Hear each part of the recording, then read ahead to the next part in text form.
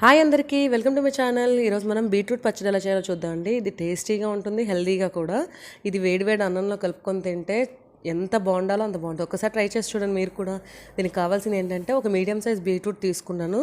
దాన్ని పీల్ చేసేసి ఇలా సన్నగా ముక్కలు తరిగి పెట్టేసుకున్నాను అండి. ఫస్ట్ ఇది ఒకటి రెడీ చేసేస్తే 10 మినిట్స్లో రెడీ చేసుకోవచ్చండి. పచ్చడి చాలా సింపుల్. ఒక కడాయి తీసుకోవాలి. అది కొంచెం వేడెక్కాక ఒక పావు టేబుల్ స్పూన్ ఆయిల్ అండి, 2 చుక్కలు అంతే. అది వేసాక ఒక పెద్ద టేబుల్ స్పూన్ శనగపప్పు, ఒక పెద్ద టేబుల్ స్పూన్ మినపప్పు వేసుకోవాలి. ఇది కొంచెం మీడియం ఫ్లేమ్లో పెట్టుకుని దూరగా వేపుకోవాలండి. హైలో కాకుండా మీడియంలో వేపడం వల్ల బాగా వాసన రుచిగా ఉంటుంది, టేస్ట్ బాగా బాగుంటుందండి. ఒక 5 మినిట్స్ మీడియం ఫ్లేమ్లో వేపుకున్నాక ఇది కొంచెం వేగిన చూసారా. ఇప్పుడు ఇది కొంచెం వేగుతూ ఉండగానే మనం కారానికి సరిపడా ఎండుమిరపకాయలు, నేను తీసుకున్న బీట్ సైజ్కి అయితే ఒక 6 ఎండుమిరపకాయలు పడతాయండి. ఎగ్జాక్ట్గా సరిపోతుంది కారం. ఇంకా ఎక్కువ కావాలనుకున్నవారు ఎక్కువ, తక్కువ కారం తక్కువ వేసుకోవచ్చు. కారం అనేది మీ ఆప్షను. ఇది కూడా కొంచెం వేగాలండి, ఒక 2 మినిట్స్. ఎండుమిర్చి కూడా చక్కగా వేగిపోయింది ఇప్పుడు ఆల్మోస్ట్. ఇప్పుడు ఒక 4 వెల్లుల్లి రెబ్బలు వేసుకున్నాను. పొట్టుతోనే వేసేస్తున్నానండి. అది పొట్టుతో వేయడం వల్లే మనకి ఇలాంటి పచ్చళ్ళకి కొంచెం టేస్ట్ చాలా బాగుంటుంది. ఇది ఒక్క 1 మినిట్ ఆగి మనం ఫ్లేమ్ ఆఫ్ చేసేసుకోవాలండి. ఆఫ్ చేసేసుకొని మిక్సీ జార్లోకి తీసేసుకుందాం. ఇది చల్లగవ్వాలి. దీన్ని అయితే ముందు పక్కన పెట్టేసుకుందాం. చల్లగా అయ్యాక దాన్ని జస్ట్ గ్రైండ్ చేసేయడమే.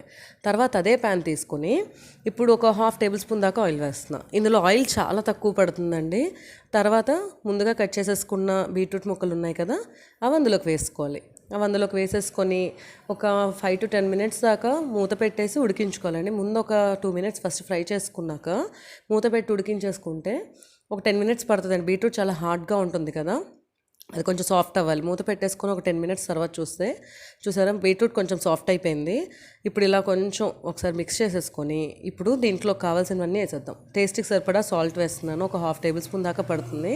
అండ్ చింతపండు రెబ్బలు ఒక చిన్న మీడియం సైజ్వి, ఒక టేబుల్ స్పూన్ మాత్రం బెల్లం వేయాలండి.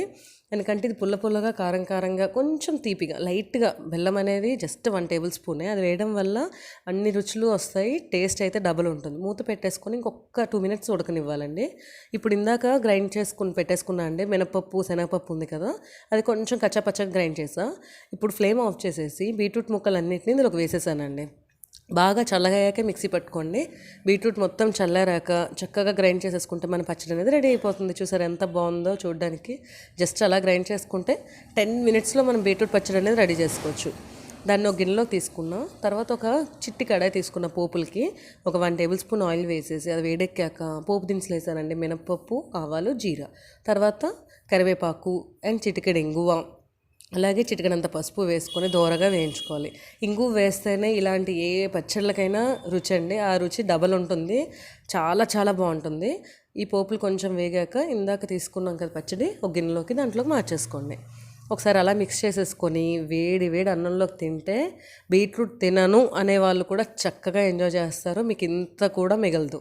Thanks for watching my video. Please subscribe my channel. Bye bye.